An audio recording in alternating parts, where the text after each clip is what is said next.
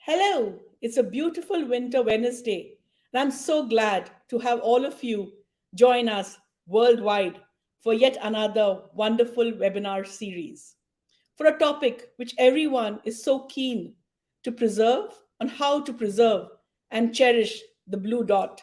It's the only home we've ever known, our earth, our land, our life on land.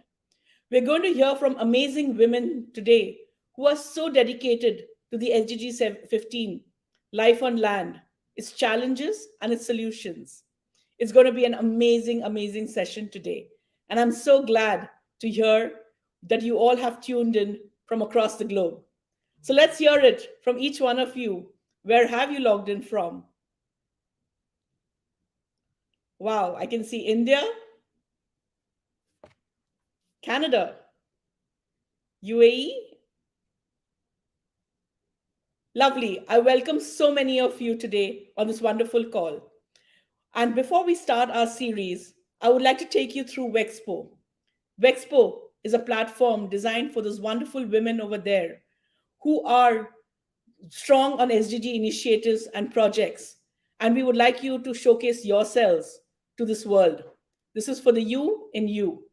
Do log in to wexpoworld.com, and the first 1,000 women get their membership waived off for a year. Let us support you to build your community. Scan the QR code and register now.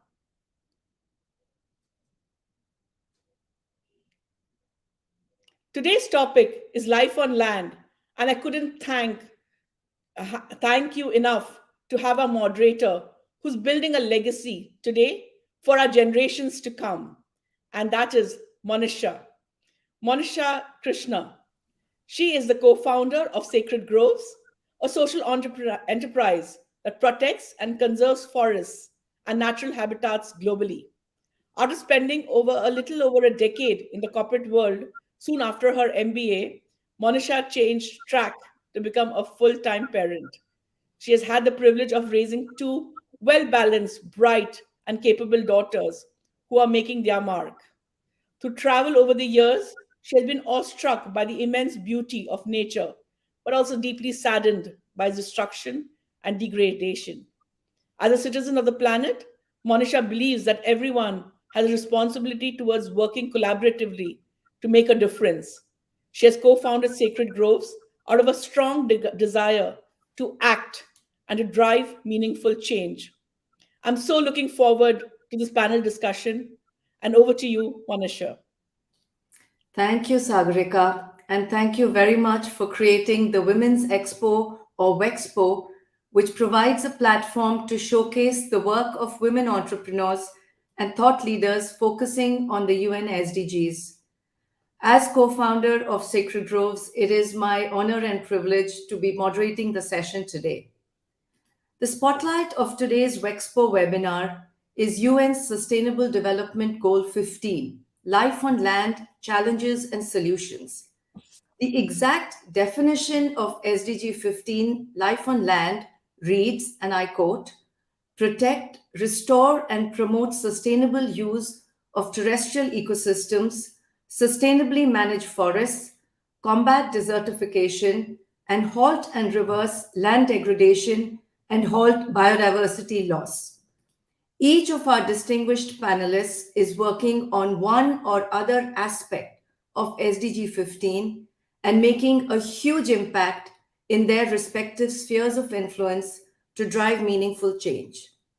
Thank you all, ladies, for being a part of this webinar as panelists to share your experiences and insights. Let me now introduce each one of the panel members who are joining us from different parts of the world. From Brazil, we have Ana Rosa de Lima Topstiga, the director of MELI, an impact network engaging indigenous and local communities in some of the most endangered areas in the Brazilian Amazon. A passionate connector developing activities with socio-environmental positive impact, Ana grew up in the arc of deforestation in the Brazilian Amazon.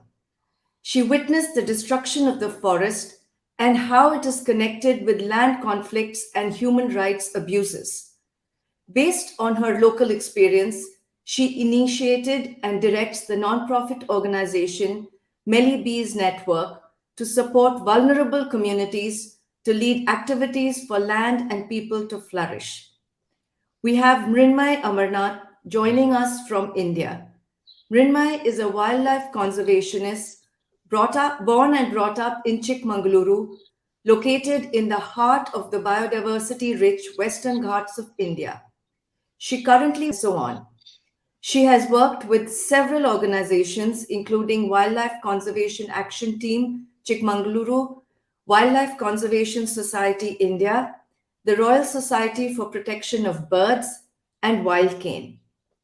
Joining us from Mauritius, we have Dr. Christine Griffiths. Christine fulfills her desire of conserving threatened Mauritian biodiversity as the General Manager of Ebony Forest Mauritius. She specializes in island restoration, invasive species management, conservation biology, community ecology, and is responsible for the smooth running of the operations at Ebony Forest. When not in the office, Christine enjoys assisting in fieldwork and learning from the next generation of passionate conservationists. And finally, joining us from Davos, Switzerland, we have Marcela Flores, founder and CEO of Tierra Foods. Marcela is an award-winning entrepreneur and food industry professional dedicated to transforming the food industry by introducing ingredients that conserve and restore rainforests. She has a master's in sustainability leadership from the University of Cambridge. Her thesis focused on the barriers and enablers for indigenous people to conserve and restore the Maya rainforest in Central America. Her startup, Tierra Foods, was founded to make this research a reality. Let us start our discussions diving head-on into the problem that SDG-15 aims to address. Each of us is looking at SDG-15 from different lenses and are aiming to make a meaningful impact. For example, at Sacred Groves, we are concerned with the fact that every 6 seconds, a soccer field equivalent of primary forest is lost. So in the 1-hour session that we have today, over 1,000 acres of primary forest would have been lost. Given this context, let's start with you, Christine. What is the central problem that you are tackling at Ebony Forest? Good afternoon, Monisha. Thank you very much for hosting this. So really, if we look at Mauritius's history, since Mauritius was colonized by humans just over 400 years ago, we have gone from an island, like many areas, which has been heavily forested, to having less than 1.4% of the original native forest remaining. And so we have the third most threatened flora in the world, and over 50% of the species are likely to go extinct. And with the loss of that forest, at the same time, we have lost around 50% of the forest vertebrates. The remaining fauna is highly threatened, and you only find it in small patches and on offshore islands. So basically, what little forest remains is also dysfunctional. We've lost our seed dispersers, our pollinators, the grazers. So there has been a massive loss of biodiversity and high fragmentation of forests and other native habitats. But at the same time, unfortunately, we have gained enormous number of species. And these are all exotic species in terms of plants and animals. And they have found Mauritius a paradise island, unfortunately, and have become highly invasive. So the dominant vegetation that you'll find in a forest is exotic vegetation. Very few people will see and know that if they're in a native forest. So The problem with all of these exotic species, whether it be exotic fauna, is they are eating, they predate on the exotic endemic flora, they are competing, and the native forest just cannot recover on its own. So it's going and going and going, and we are very close to it completely disappearing.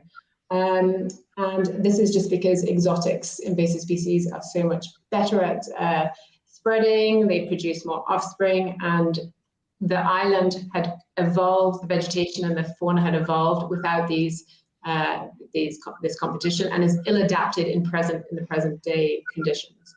The other challenges, one of the greatest other challenges we're dealing with is really a lack of awareness. And it's very hard to have an awareness when effectively people do not know what is there to save, what do the native fauna look like, what does the native forest feel like, smell like, and without people having had this connection to the forest, it's very hard to change mindsets in order to encourage this and for people to really value the biodiversity. So we are dealing with a situation where we really need to encourage people to wake up and to understand that if nothing is done, that everything will be gone in a very short period of time. Yes, that is a really serious challenge. My goodness. Mrunmayee, I now turn to you. Please tell us about the main issues that confront Fauna and Flora International. What is the problem, the central problem that you seek to solve?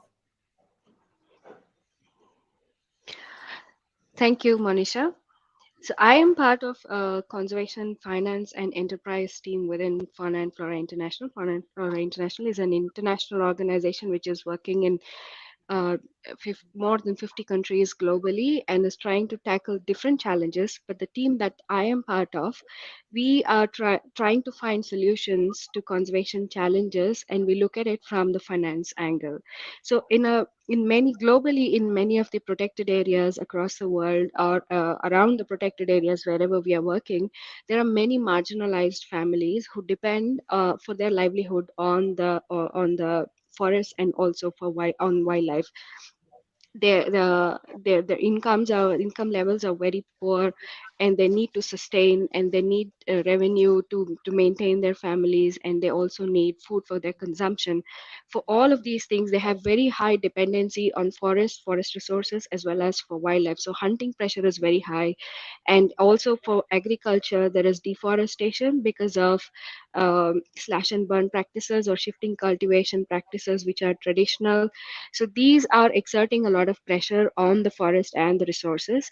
We are trying to address these problems, and we are trying to find financial solutions for these kind of problems, meaning we're trying to see how the income level of these marginalized communities can increase, and how can that be sustainable in the long run. How can we find alternative livelihood and sustainable livelihood methods, livelihood practices for these kind of communities over a period of time, and ensuring these are sustainable. The problems that we come across in while addressing or finding these kind of working on these kind of solutions is that when we talk about finance planning or any kind of business planning for sustainability of livelihood of these communities, many of us as conservationists, we are not really professionally trained in managing finances or developing business plans for sustainability. So there is a severe lack of or limitations with respect to availability of skill sets to develop these kind of programs in conservation areas.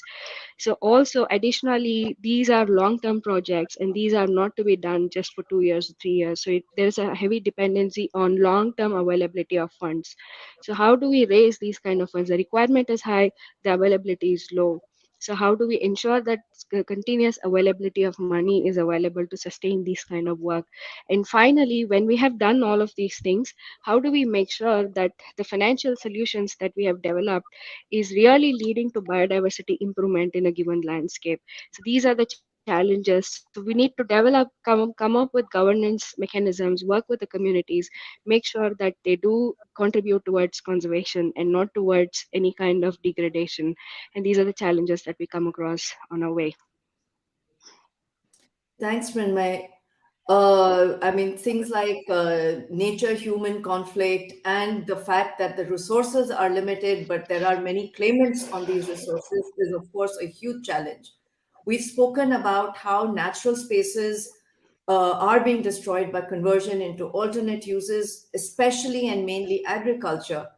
However, a valid argument is that we still need food. Marcela, I'd like to call on you now. You're a professional from the food industry. What is the main problem that you are taking on?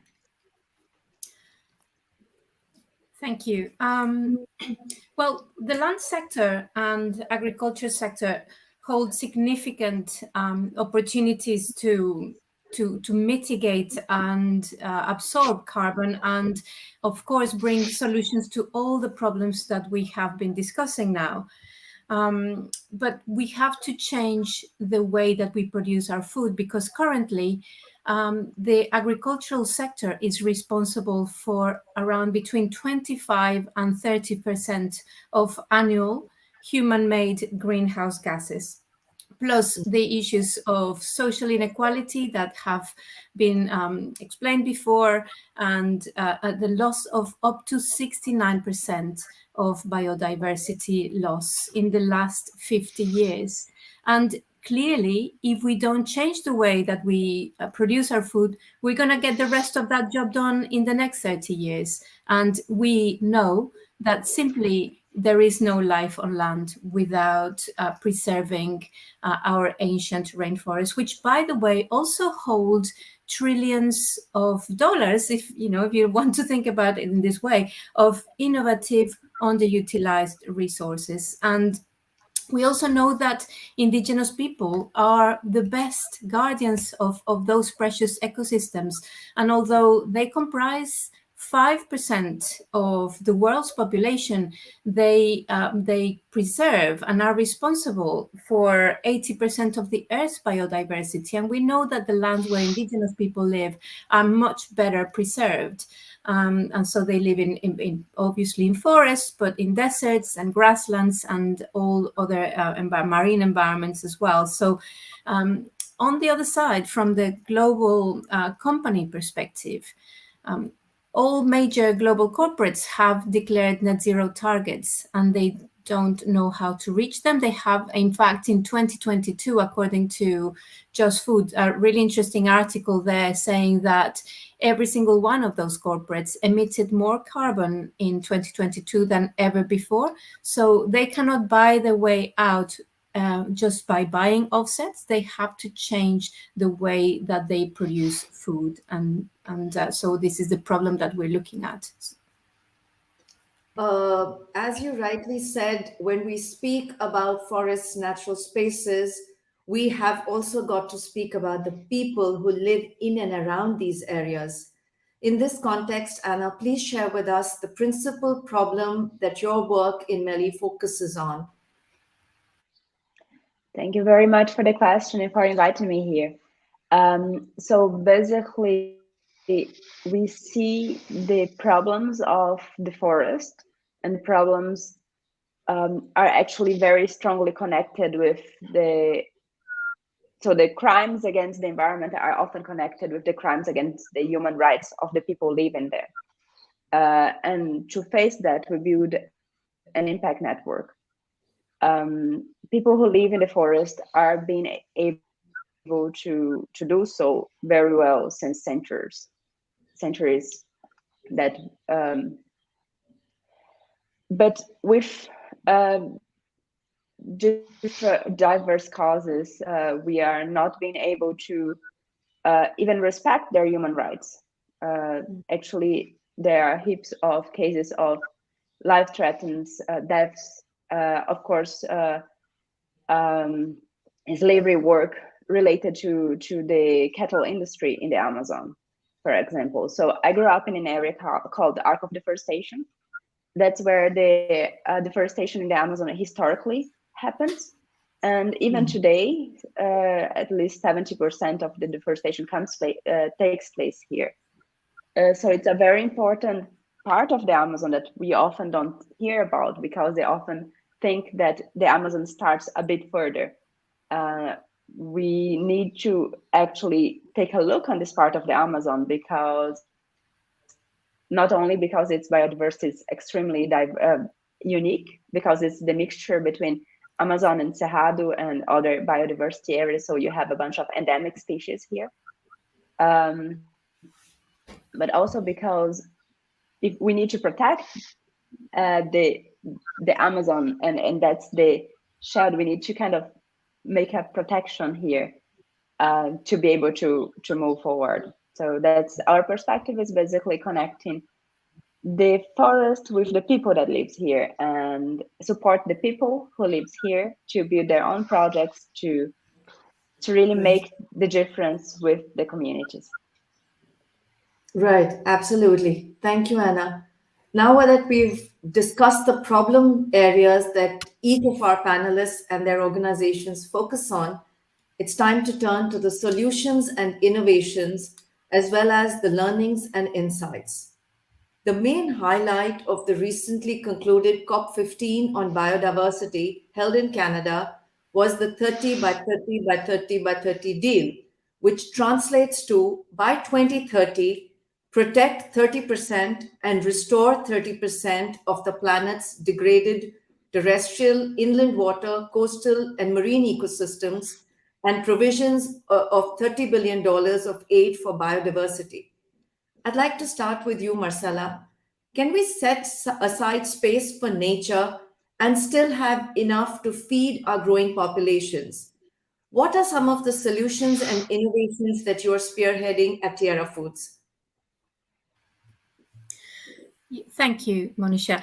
Yeah, definitely. As I mentioned before, in terms of the forests, the indigenous people, it is very clear that the Maya people, for example, designed the Maya rainforest. They were thinking about a short-term view, a medium-term view of 10 years and so on. They were thinking about a long-term view of centuries and millennia, actually, on designing the rainforest, encompassing what they needed for food, for clothing, for materials for building, and that deep connection with the natural environment.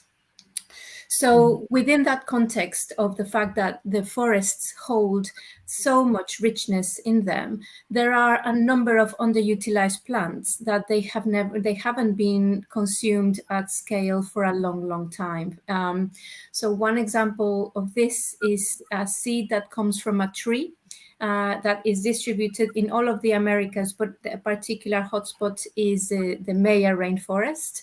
And there are millions of tons of that seed that fall into the ground every year. And of course, it is wonderful that it helps restore the rainforest, and the animals also like it. But there is an opportunity to look at provisions like that and have methodologies to be able to collect a small percentage of those bounties that nature gives us in terms of seeds, in terms of leaves, in terms of other annuals as well. And so we are investing in research and development of underutilized ingredients. But at the same time, we are looking at how we can solve a local problem of, for example, in Guatemala, 49% of children are so malnourished that are at the point of stunting. And then they have all these richness in the forest. So how can we put that together as well?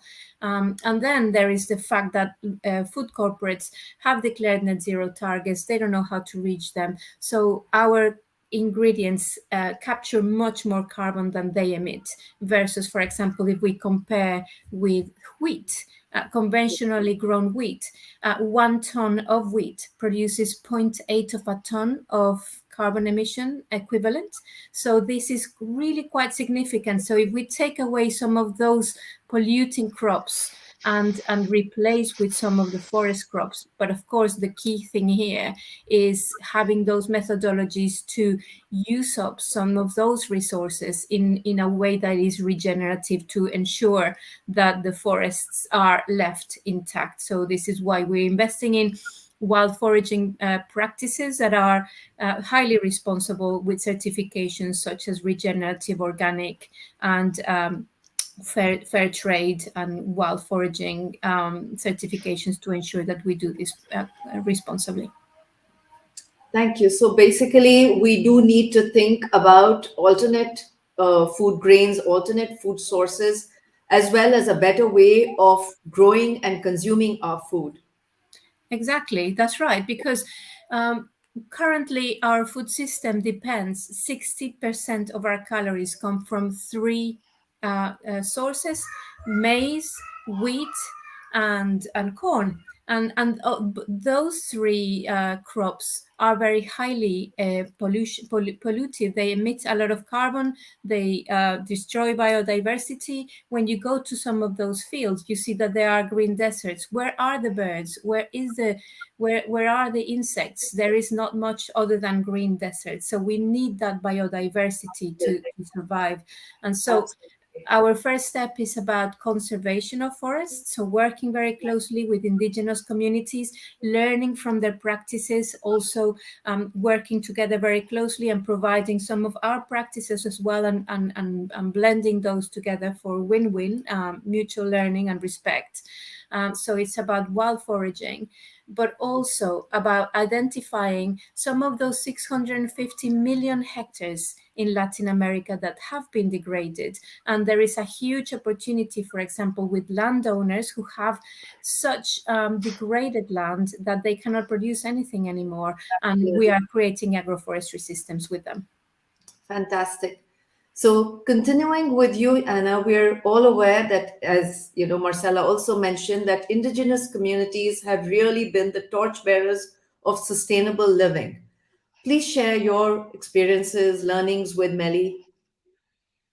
Yeah, so it's very good to be after or around, like after Marcela's talk, because I can really resonate with her. Yes, Once I guess we are working in a quite similar environment. So first of all, Melly is inspired by the native bees. That's the Meliponini. They're around here. And we do so because we see the importance of the local knowledge, the local whole environment, to have a deep look on what's going on here.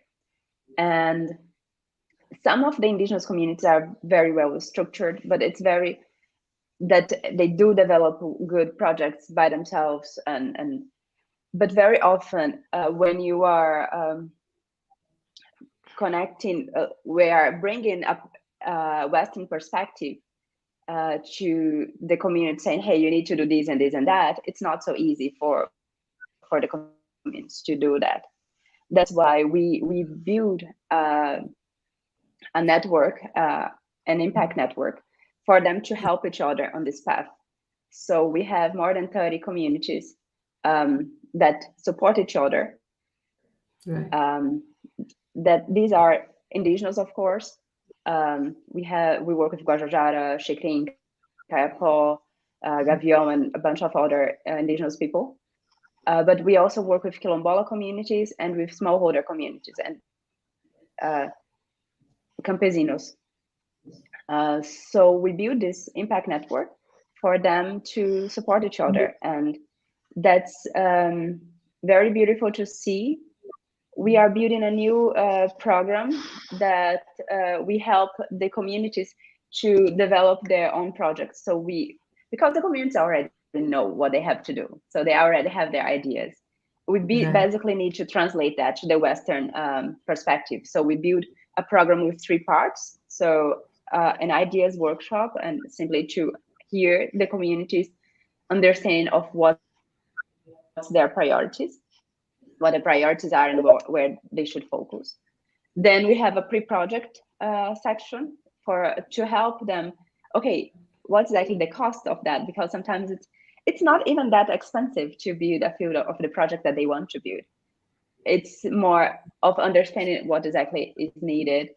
And then we go to, like, of course, we try to understand like how long it would take, kind of to put that in a kind of structured perspective for the project writing, so to say. And then we try to connect that with the donors that would be interested to support indigenous and local communities. And then, of course, we help the execution of the project.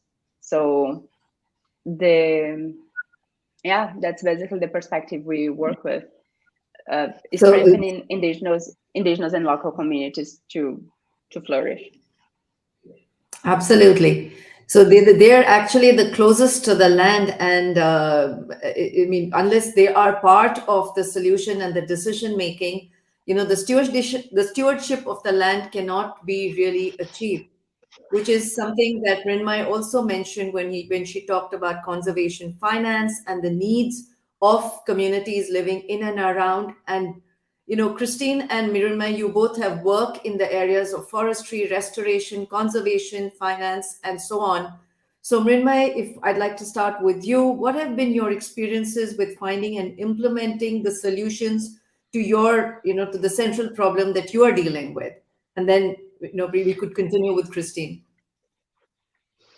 Thank you for that question, Monisha. I think in my experience, finding solutions, even if the problem is quite the same in different landscapes, solutions will be completely different because the scenarios are different, the people are different, cultures are different, and the contexts are different. So all the solutions that we kind of come up with from FFI, it's completely specific to the local context and whether that solution is something that is acceptable to the local community or not.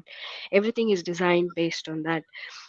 For example, in Liberia, the landscape Wonagizi where we are working, FFI scientists are involved in assessing the landscape, analyzing the landscape. Scientifically, they analyze and then they identify the areas where the degradation is very high. And in these degraded areas, if human habitations are found, then obviously we have to look at the livelihood requirements of those people because as it is, they are detached from the developmental zones. So here in these kind of areas, adjoining to these protected areas, what we have been doing is to promote agroforestry. In Liberia, we've been promoting cocoa cultivation. It's also something that is preferred by the local community. Cocoa and coffee is something that is already being grown, but cocoa was something that was preferred by the community because cultivation is simpler and also the shade is much better. And this also helps in connectivity around the forested areas and improves green covers, therefore hopefully eventually biodiversity as well if all the concerning challenges with respect to hunting is all of those if all of those things are addressed.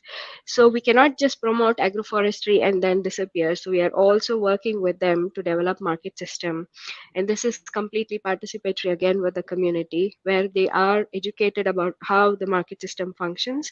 It's called participatory market system development, and they are connected to the buyers and then make sure that the community is empowered to negotiate with the buyers themselves to get a better deal. We also help them with the quality improvement of these kind of agroforestry commodities as well.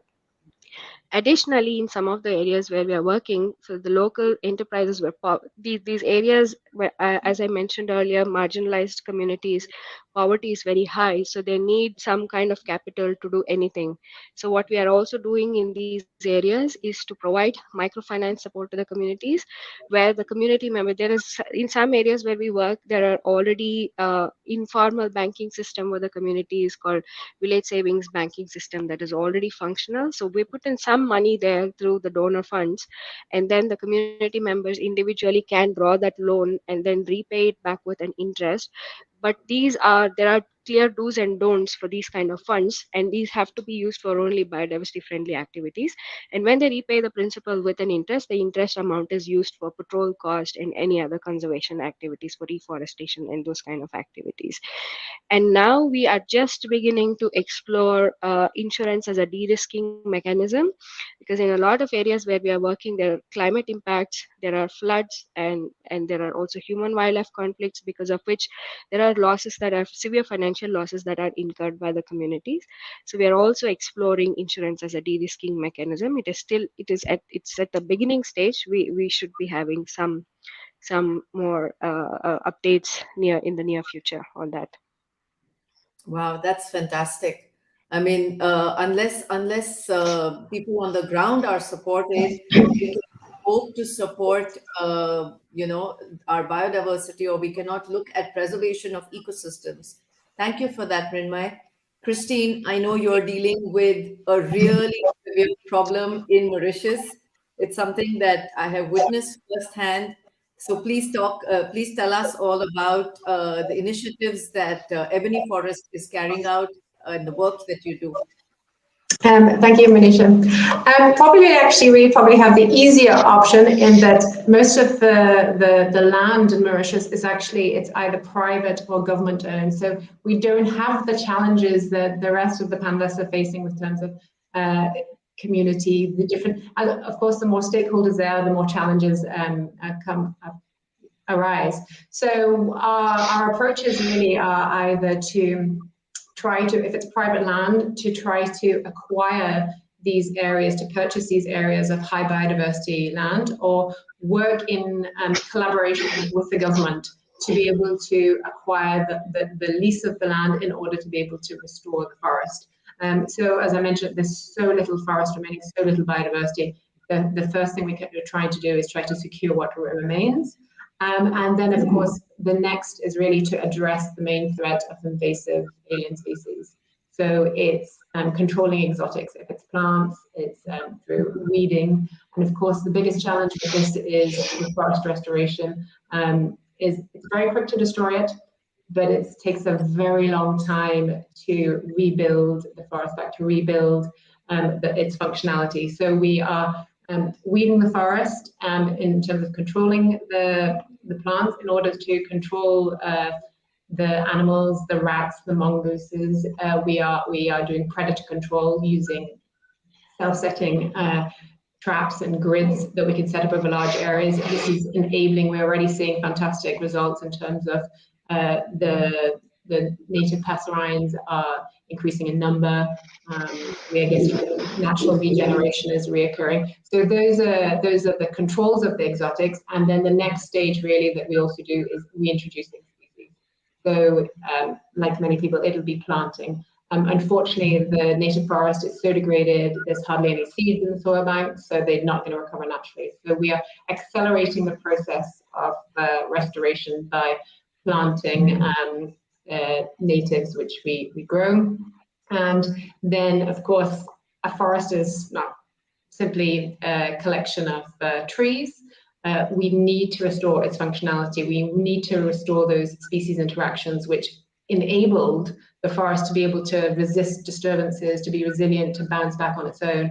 So the other key component of our work and the solutions that in order for our efforts to be effective in the long term is to reintroduce missing fauna. So whether it be the birds, in terms of seed dispersers or pollinators. So that's what we're doing, rebuilding reptile, bird populations, invertebrate populations. And this will really enable us to reduce the amount of human intervention that we need. And we can focus and direct resources elsewhere on other high biodiversity areas. And of course, like many, it's really raising awareness, getting people the opportunity to experience. We have some high quality native forest here, to experience what really it feels like to be in a native forest, to see a native forest, to see the animals in it, to try to get that connection. So we can inspire the next generation of conservationists. We can change mindsets, we can change behavior. And that's really what we are working on, those ones. Wonderful. Wonderful. Thank you so much. And all island ecosystems have developed their own, unique characteristic flora and fauna. So when that gets destroyed, it is a huge challenge to restore it, to get it back into its original state. Really appreciate the work that all of you do.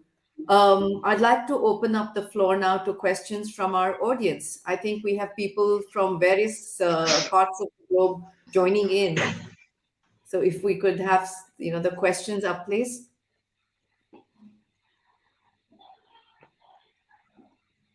Okay, so one question to the panelists: how can large corporations play a more active role in furthering the aspirations of SDG 15? And what is preventing them at the moment? All right. So yes, I mean, we do read about all companies talking about their climate agenda and so on and so forth. A very pertinent question. Marcela, you were talking about big corporations. Yes, Anna, you can go ahead as well. And in fact, this is something I think all panelists would probably have a comment on. So please, I think a comment from everyone is invited. Go ahead, Anna. Then we can speak to Marcela as well. Yeah, I do think, just as Marcela said earlier, indigenous communities and local communities are the ones who are actually taking care of the forest and have proven that they are effective on doing so. But we still lack on this bridge. That's exactly, like, of course, I believe that that's the work Mel is doing, making this bridge between, so to say, the big corporations or Western world with the local and indigenous communities. I do think that's kind of, this bridge is still missing most of the time. So that's my perspective, I would say. Yeah, Marcela, would you like to go ahead? They need to work on that. Yes, I agree, Anna. So I think that the current methodologies to report, for example, the TCFD, the TNFD, all those mechanisms that corporates have to abide to, or many of them are, they just look at their minimum standards to report their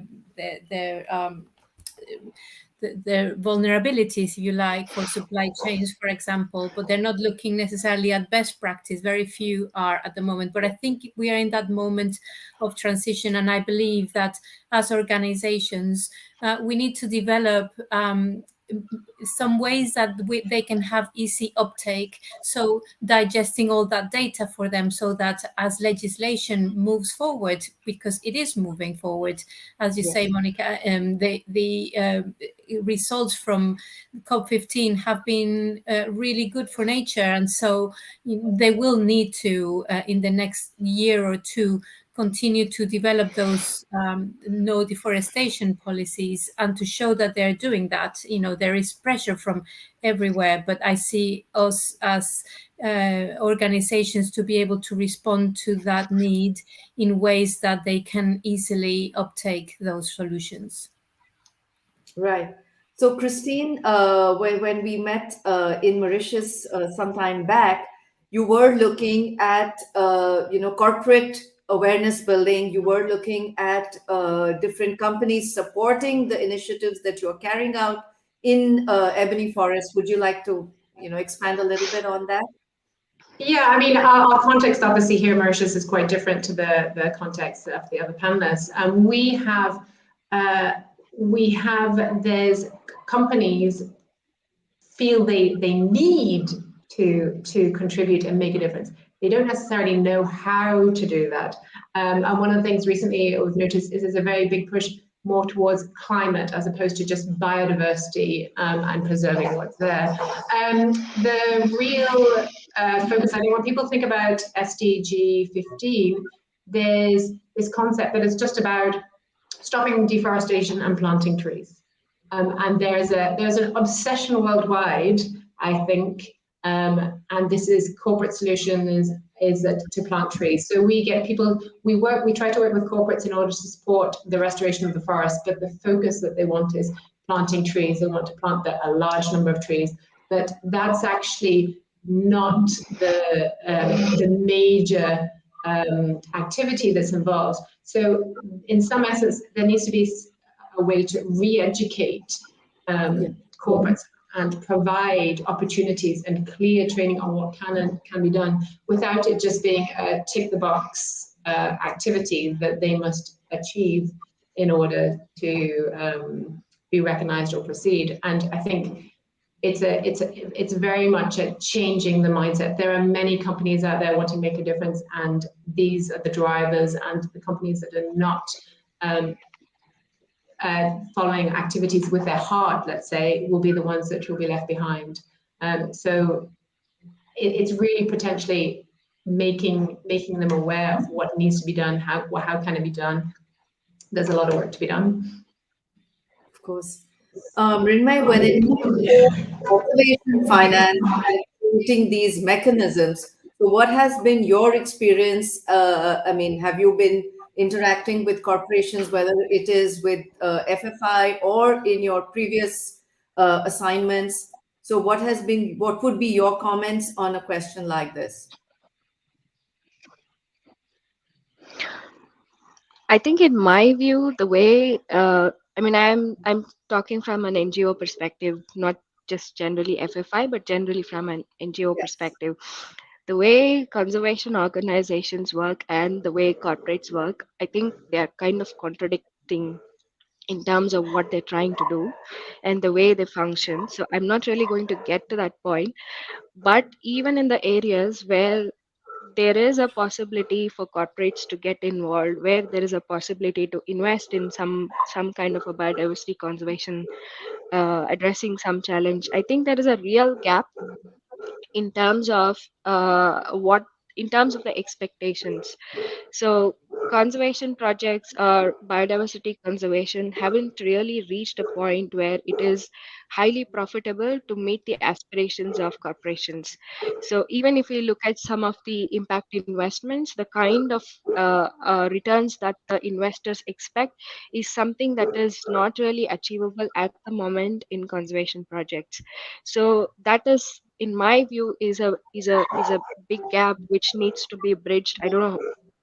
Not just me, a lot of people are working towards it. There is some solution that needs to be kind of drawn, unless the profit expectation, the return expectation kind of becomes kind of a patient investment kind of a mechanism. The second thing Right. that I've also observed is that the scale at which the investors want to invest, some of the small projects that I explained, the funding requirements are small.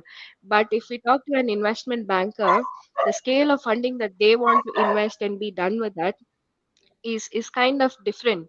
So how do we bridge that gap is also kind of something that we need to find a solution towards to work together, in my view.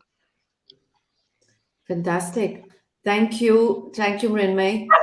I think we are quickly running out of time. I haven't, I mean, it's been so amazing to listen to all of you.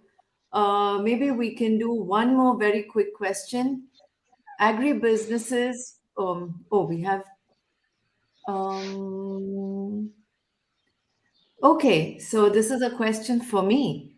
Topic on life on land. Would love to know why Sacred Groves is conserving forests. So Sacred Groves is currently protecting 3 forests. 2 are in Wales in the UK and 1 is in Nova Scotia, Canada. We incorporated as a social enterprise in February 2020, and our objective is to protect as many acres of natural habitat as we can in the shortest possible time. We've started with these 3 forests and are looking to collaborate with various governments across the world and conserve as much as we can. I think we are pretty much, I think, out of time now. So quick closing remarks. We have one more question. Sagarikan team, do we have time for one quick question? Do you think we can do that, or should we start to close? Okay. So Yeah. agribusiness, for which huge areas of forest are burned or cleared to make space for crops and livestock. It's really about choice of food or forest. How do we choose which to support? I think one thing which has come across from the panelists is that it's not this or that. I'm sure we can find a way of doing both. And Anna and Marcela are both, engaged in this. So if both of you would like to take it forward, maybe Marcela first. Sure, great question. Thank you. And that is the perception, and I think that is one of the challenges that we are like in a binary either or situation. But if we think about things differently and the opportunity to, instead of more deforestation, to restore the land, and I think the carbon markets and the upcoming biodiversity markets will actually be able to help. And to the points that previous panelists have identified here about profits that companies require, they actually also know that they have to meet their net zero targets, they have to invest significantly. So if there is investment for land restoration at the same time, and bringing it together with the ingredients that they put into their supply chains, and thinking that we can actually encompass more bioregional, very highly nutritious ingredients that are conserving rainforests. I think this is something that corporates are more and more receptive. Certainly, that's from my experience. Yeah, I do think, like here, if I can just jump into for a second the quick answer, I do think living in the arc of deforestation, that's the most common perspective, and it's actually it's very complex to show how untrue that is, because coming to the arc of deforestation, what they often do is that the forest, the complexity. So we have the complex forest with heaps of stuff that could actually provide a livelihood, could actually provide income, and they cut it down to put cattle or soy or many monocultures that you can find here, and then you simplify. I see the problem of not willing to understand the complexity comes before that, because actually we have heaps of different income possibilities from the forest, and that's actually very high valuable.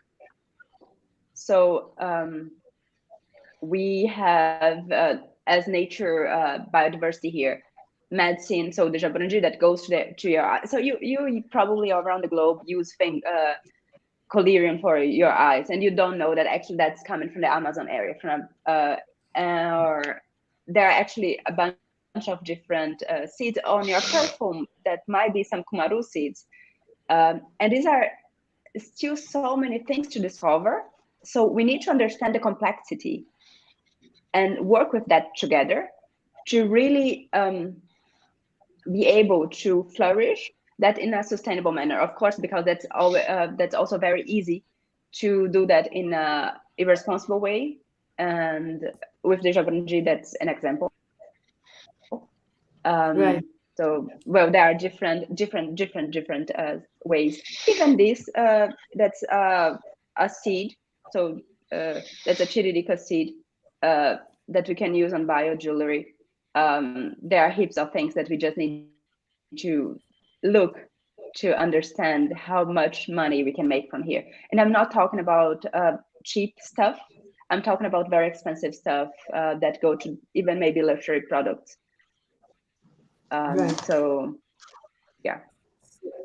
I think very rightly put, we just need to change the way we think about how it is that we do things, whether it is nutrition, so it's really about finding that balance. Our indigenous communities would really, I mean, they can really show us the way of how to live sustainability with our environments, with our ecosystems, without adversely affecting biodiversity or, upsetting the balance. So there is a lot to learn, and I think the biggest thing, as Christine mentioned, is awareness. If all of us are aware and mindful of what it is that we do, I think we can definitely, turn the tide and protect our planet. So I'd really like to close with one of my favorite quotes, that nobody can do everything, but everybody can do something. Each of our distinguished panelists clearly embody this spirit with their commitment and their passion. Thank you all very, very much for a very insightful and educative session, and more power to all of you.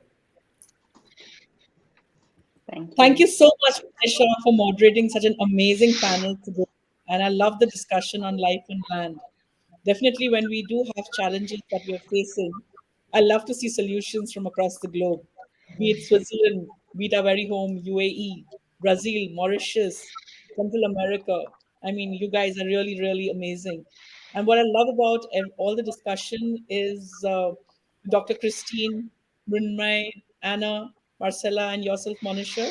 Well, it was great to know so many different insights into the topics that we had today. We do have a few more questions, but you know what, we leave it for the our WXPO platform to address them. And we request everybody to register on the WXPO platform, and we will be building communities around these topics. So definitely see everybody supporting each one's initiative here. And thank you for being a part of the WXPO community and increasing our tribe. Thank you so much, everyone. Thank you. Thank you. It's great to be here. It was a fantastic session, and I enjoyed listening to everyone. Thank you very much. It was very beautiful to connect with all of you. Thank you, and everybody.